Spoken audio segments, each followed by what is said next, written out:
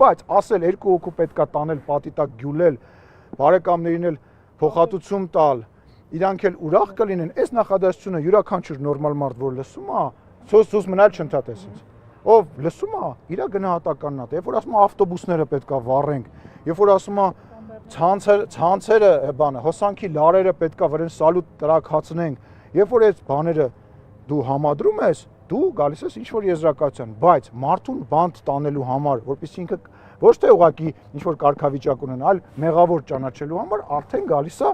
դատարանի վճռի փուլը։ Այստեղ դատարանի վճիռ կարող է կայացնել միայն դատարանը։ Իսկ մինչ այդ դուք էլ գալիս եք ինձ ասում եք, բա որ դուք էսի վերցնում եք սենց եք անում կամ չգիտեմ, հարցում եք, սա կոռուպցիա է, թե կոռուպցիա չի։ Ստացվեց, որ դուք ինձ